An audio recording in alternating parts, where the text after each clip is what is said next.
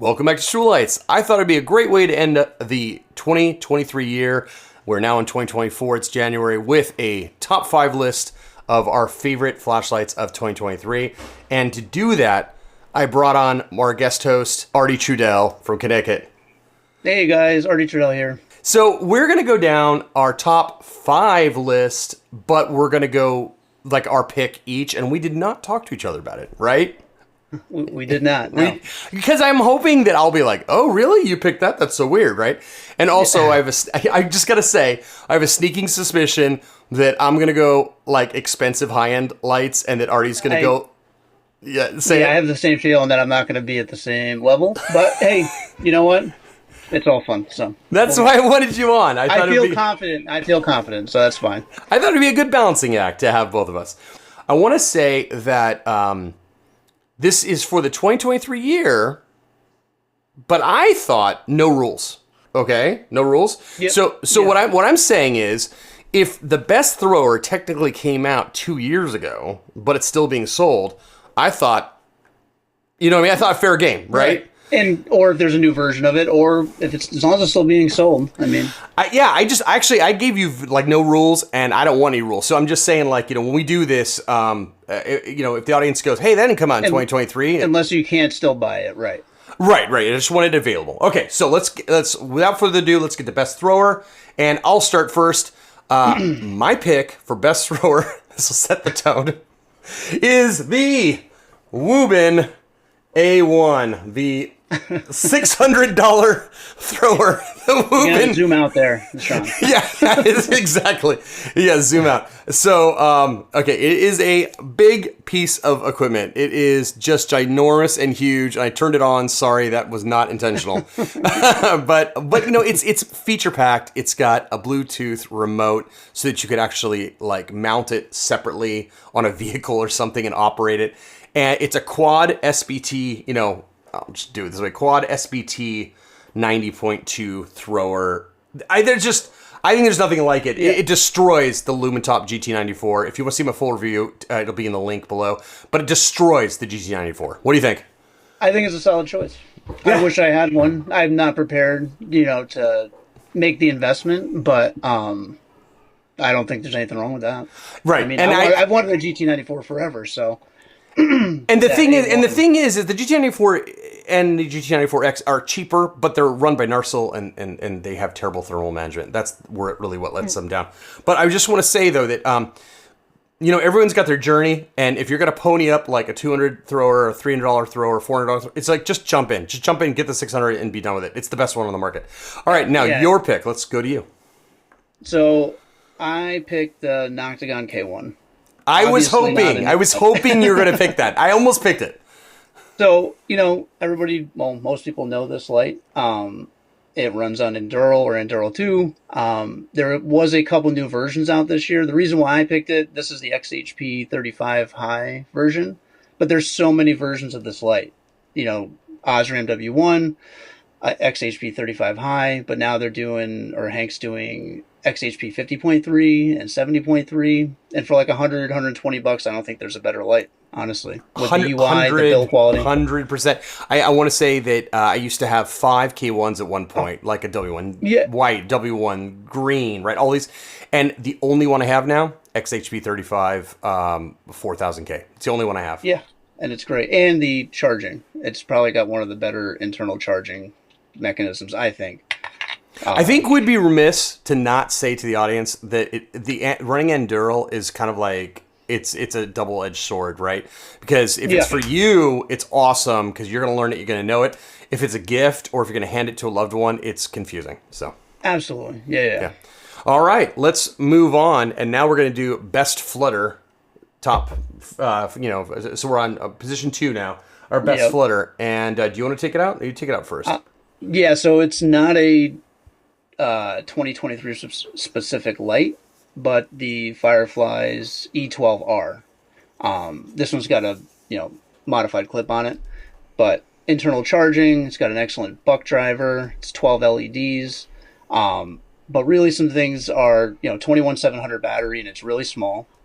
And there's a unique optic on this that even though it has 12 emitters, it still kind of throws really well. I have XPL high in this, and it's got some good range. But you could borderline pocket carry this light for having 12 LEDs. So, in my opinion, No, I think it's a pocket carry. one of the better flutters. I think it's definitely a Yeah. pocket carry. Maybe not a front It's close. jeans pocket, but definitely like a jacket or yeah. Absolutely, yeah. It's barely larger than, like, say, a Noctagon K1. Yeah, it's awesome. It's one of my favorite lights. It's been out for a couple of years. I still use it all the time. And you know what's it. funny is, and maybe this is just our bend, because I know that you and I kind of think similarly. We like singles over triples. I was going to Yeah. say that even though we're talking flutters, you picked like kind of a throwy flutter, and I similarly picked a throwy flutter. Again on the high end, Yep. Imlet SR32. So super expensive yet again. I mean, I gotta get your reaction. This is where I lose audience retention, right? That's the adult version of the light that I picked, yeah. Yeah, that's a good way to put it. It's the adult version. Yeah. So what I love about this light so much is precisely that because it uses XHP 50s. I know it's awesome. It's So it's good. awesome. It's ludicrous. It's both. Since it has XHP 50s, even though this looks like just this massive array and it would be super floody, it's actually kind of throwy.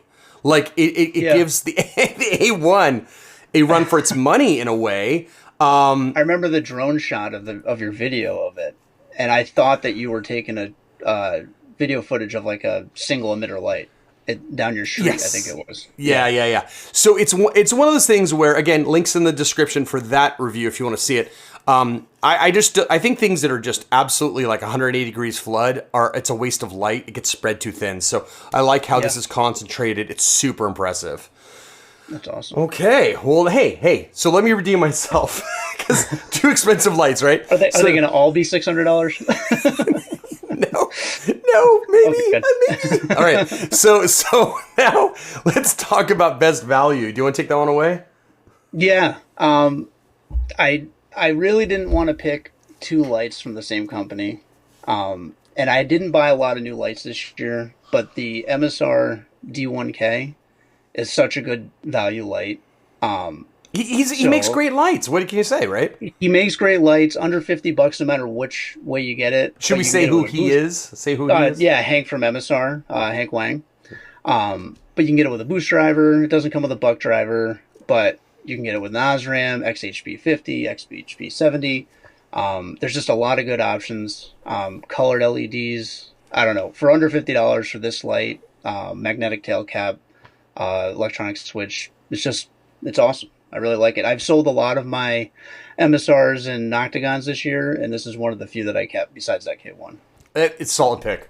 And the fact that you're getting a flashlight that you can pick the exact CCT you want, the exact emitter, it's unparalleled value, right? They're the only ones I don't modify when I get, because for under $50 and let's say that that's not just because you can pick. It's because Hank is pretty discerning about the bins that he buys from. Exactly. Right. Yeah. Like his binning is almost always the best. I know that oftentimes I'll ask him, I'll send him an email like, hey, what bin do you have? And he'll go, oh, it's really good. And then I'll buy like 50 for my own modding reasons.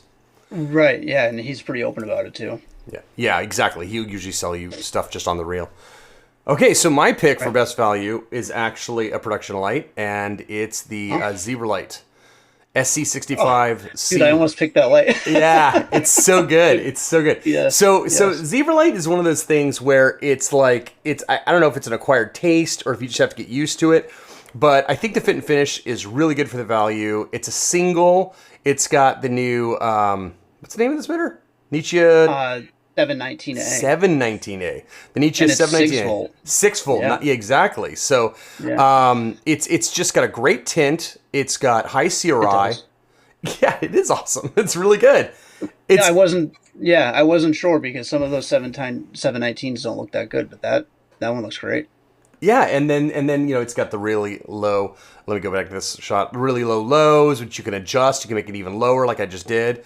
The interface, I just want to say one thing because sometimes people say they hate the Zebra interface. I just want to point out that if you press and hold, It just rotates through the 3 modes. It's not hard. This is what I'm talking about, man. I get literally get into arguments with people about this. It's like, it's such a normal user interface, but people have a big problem with it. I leave it alone. I think it's because it has the shortcuts. You can do 1 click, 2 clicks, all that stuff. But honestly, you just press and hold. Just press and hold and forget about the rest. Exactly. Yeah, exactly.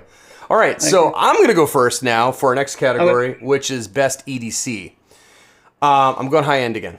All right? Okay. So the reason why, and I want to tell you why, because I felt bad about picking a $400 light. So I picked a $400 EDC. Now, you guys might have seen a recent video from me about my Grail EDC, which was the Trek, and that is astronomically expensive, right? And that link will be in the description as well.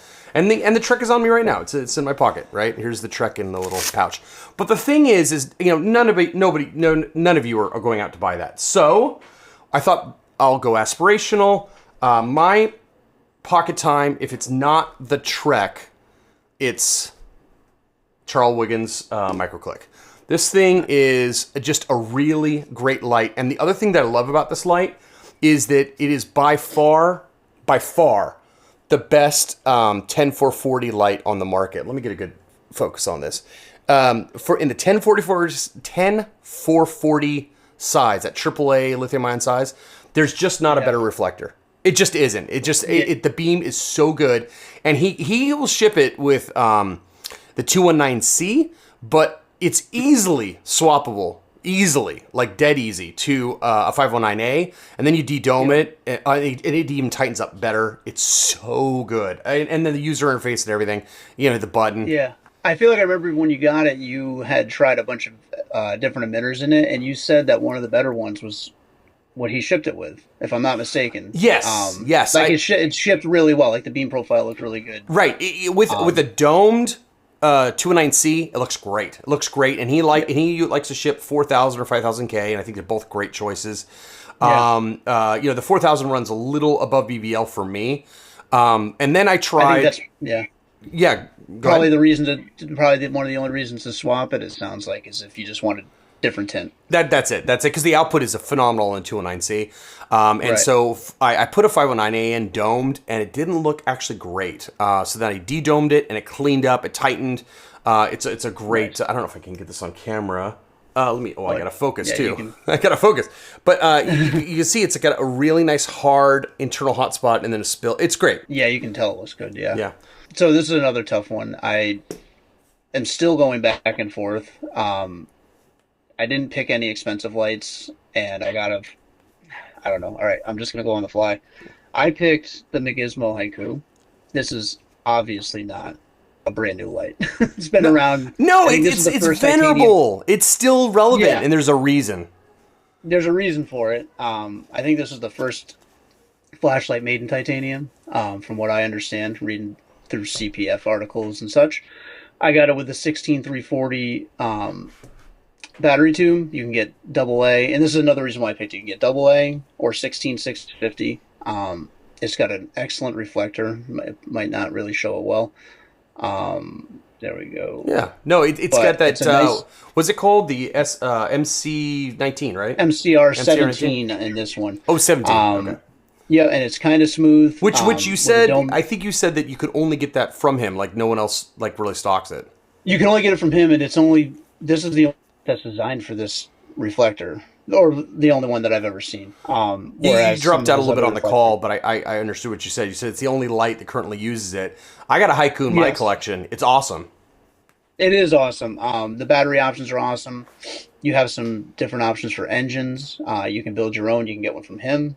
There's an excellent modder that makes his own engines, which is what I have in here. Tana Super LE, which runs H17F, which we all love. It's a great driver, but the biggest thing is when I know I'm going to go do something where I'm probably going to drop and bang around my light, because I do that all the time, I take this. It's built like a tank. It's replaceable. I have some other nice customs that I love that if I lose them or break them, I'm going to be heartbroken. And although I don't want to lose or break this, at least I know I can get another one. And it's just built like a rock. I never worry about this light. So it's on really now. That's on the high end for you. That's like what, a $350 light?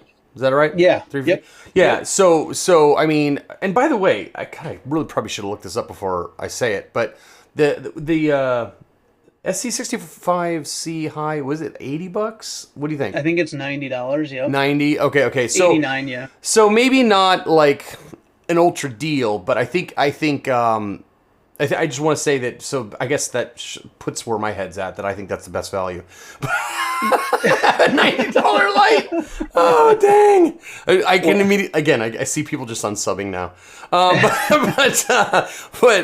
But yeah. So the haiku that you're carrying, you like throwy lights. I love throwy lights, and most of my collection is based around lights that have reflectors. This one has a great reflector.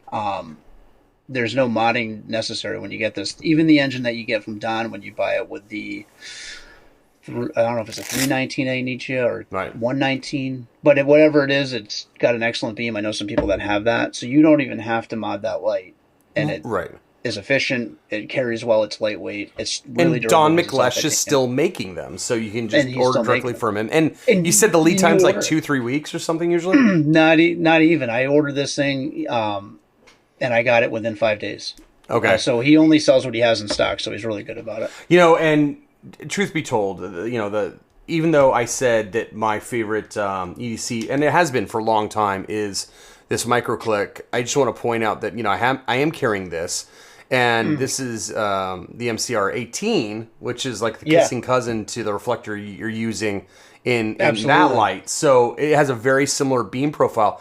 And I just want to point out that I think you and I have both, we had a journey in this hobby, and we both realized that when you flood too much, you just spread your power of the battery, the energy, out too much, and it's not where you need it. And so you have worse run times, and you have to run it higher than you want to, right? Right, it creates more heat, and like we can only see so much of a viewing angle anyway, and in real use, practical use, a single emitter does 90% of what I want. When I walk around my house at night, I use a triple. Like I'll use an FW3A or like a Boss maybe or something, but 95% of the time when I go out, I'm taking a single emitter light. Just because it accomplishes everything that I need. I'm walking around the house with this. I mean, I love it. I just get used to it. I don't mind just, kind of panning the scene. It's so... Yeah. I mean, again, when you give yourself over to the idea of how much more efficient it is to put the light on the thing you're looking at and not just throw light everywhere, for heat and battery, it's just you pretty much just don't go back, right? No, I haven't. No. Okay, so let's move on. All right, final category: 5 out of 5, best surprise of 2023. You want me to go first? Yeah. Okay, here we go. My best surprise of 2023. Was the Ace Beam M1. And I just love this light way more than I thought I would. And let me tell you why this was a surprise to me. Because I've reviewed tons of combo lights. The Olight Marauder, Hank's DM 1.12. I mean, so many companies have attempted to put flood and throw in one light. And typically, they're just clunky.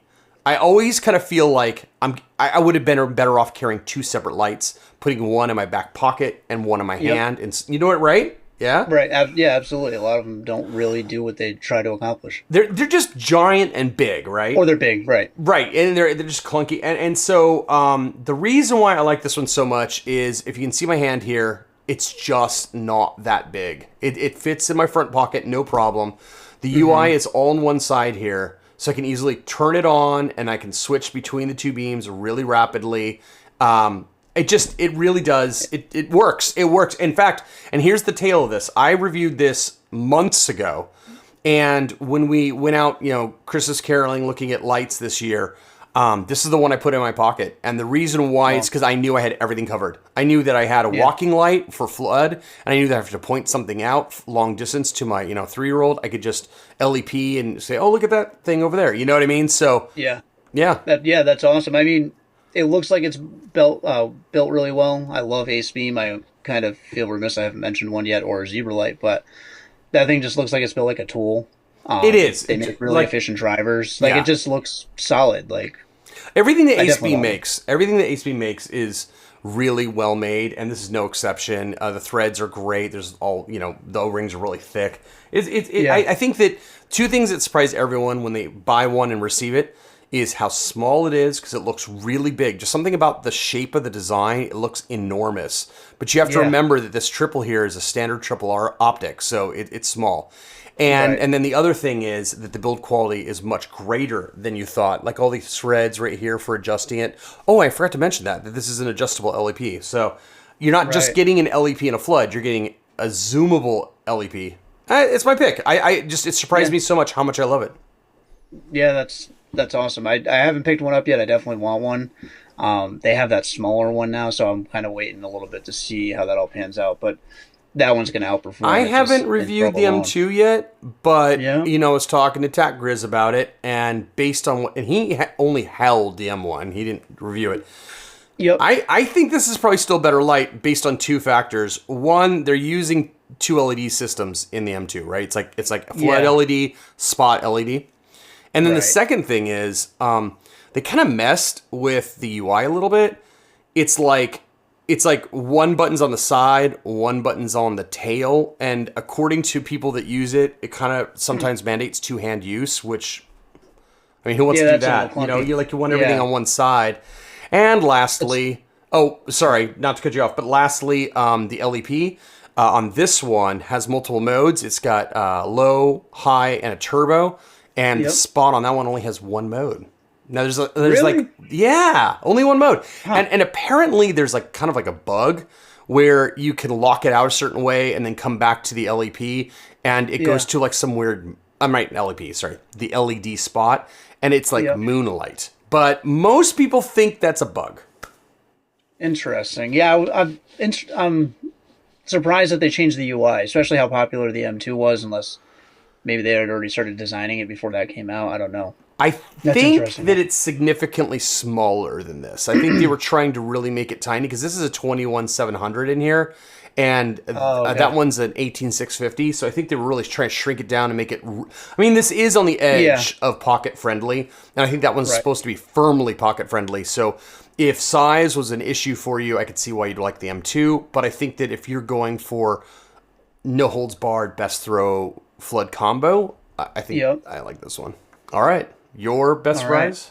So I don't have this light, but there's reasons why I picked it. So I got into the flashlight hobby like late 2019, and I missed a really awesome light that Ace Beam had put out. I feel like this is rehearsed because we both picked an Ace Beam, but I picked an Ace Beam. I love Ace Beams, and if you're going to show it in a second, I picked the W35.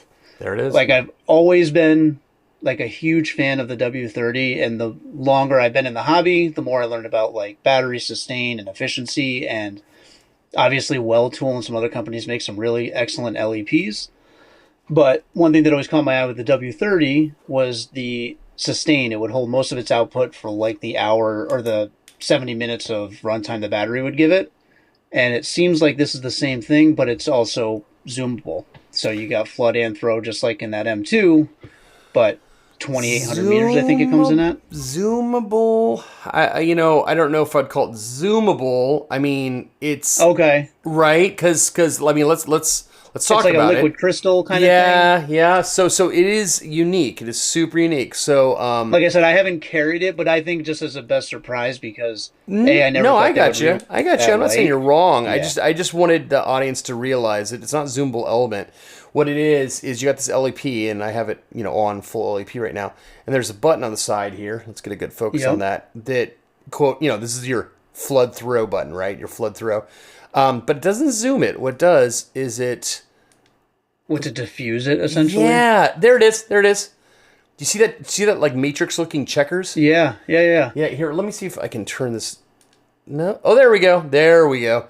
So this is how it does it. So it's got I knew it wasn't zoomable. I think I just misspoke. But I just wanted to be clear for it. Yeah, I knew you knew. Just wanted to be clear. So what's going on here is I am at full flood right now. So that little like kind of a liquid crystal thing that's in there. Yeah, it's full diffusion. It's just spreading the LEP light out. And if I double click, it turns off, and you can see that now we're full LEP. And when I click, you can see the little squares. See them getting more intense with each click, a little bit more. So does it fade between? So the liquid like crystals, layers? yeah, the liquid crystal seems to like take a moment. It's not like, I don't think it's by design. I think it's just what it does. So for Okay. example, if I double click, I go to full spot, and you see it took a second. And if I double click again, Yeah. it's going to go full flood. That was pretty instant. So like turning the crystals on is instant. But you But can't stop it halfway between. there's steps. Okay. So All right. so watch Yeah. watch. I'm no crystal on at all. So this is full LEP. I click once and you can barely see it. I click another time. Do you see them starting to Okay. appear? Do you kind of see them? Yeah. Do you see them a little bit in there? Yeah, And I then gotta a little I gotta more buy it. now. A little more. Okay, and I'll click again. Click again. See, and then if I click, Yep. and it finally gets to the Yeah, point. I got you. Yeah. So Yeah. it works. I mean, let me get some focus on the mat here, and just show you that if I double click, see, there's your LEP spot like you'd expect, and there's no flood. It's just entirely spot, right? And then if I'll double click to go full flood, and see, yeah, it's floody. Nice. Now, Yeah. So I guess it solves the age-old problem of LEPs being unusable at close distance, right? Right. Yeah. And I always liked that light. I never had a chance to buy it. I could actually you can find them on eBay, the W30. But that just is an improvement over the W30. I thought that they wouldn't come out with one again because I think for safety reasons they said they stopped selling them in the US. I don't really know. But I mean, I heard that, but it was like rumor, right? yeah, who knows? And then I think they probably see companies like Well Tool doing really well with LEPs, and it's like, why aren't you designing this light that did so well? They essentially discontinued after like a year or two of making it. So I was pretty surprised that came back out, and now I have a chance to buy it. So I'm going to. Well, I think it's well, I haven't released my review yet. I've been kind of lagging on it. I think it does solve that LEP problem of if it's the only light on you, it has no spill, so there's nothing to walk by. There's nothing to locate your targets by. And so if you can tap this and flood it, then you can locate your tap. Yeah. So I think that's where it's really helpful because if I'm in full LEP mode and I double click and go flood, I can find something and then go back to LEP and be, So I think I think it solves it. Yeah. And it's definitely more convenient than people used to put diffusion caps and flip up and down. And Yeah, I would think so. And it's not as powerful as some of those LEPs made by Well Tool or whoever. There's Max Torch, Max Talk. Max Talk. Some of those other companies that work really well do some nice LEPs, but I think the dual purpose is cool. And I just thought it was awesome that they re-released it. Is the biggest reason why I picked it. Max Talk also, I've reviewed a couple of their LEPs. I've owned a couple of them. And their fit and finish on their body is usually really poor. So the actual diode and the optics are putting out a lot, and they usually are really great. And I think even the drivers are pretty good. But then when you take them apart, disassemble them, because I've done that too, the actual optics are usually not glass. They're like plastic, and I've scratched them before. So it's this weird dichotomy where they own the runtime charts and the lumen charts, and then when you hold one, you're like, really? So Huh. Interesting. Yeah, I've never handled one. they're not my favorite. All right, well, I think that was awesome. It was good to get together with you and do this. I had a really good time. I'm sorry that it's so hard to nail me down, and I've been trying to get this guy to come on with me for a while. Yeah, we have the time difference too, so I think that kind of plays a part in it, and then just work holidays, whatever. Which Tim McMahon from Australia goes, time difference. Yeah. It's like the next day for him, dude. All right, I hear you. I'll accept. All right, well, thanks for watching, guys. And also want to say that with our little live shows here, we're heading away. I don't know what the time frame is, but eventually we'd like to take callers. So we got guest hosts coming on right now, live chat and call in the future. So we're working on it, and I am going to have traditional reviews as well. So thanks for coming on. See you later. Thanks, guys. Yeah, and so like, subscribe, and we'll see you in the next video.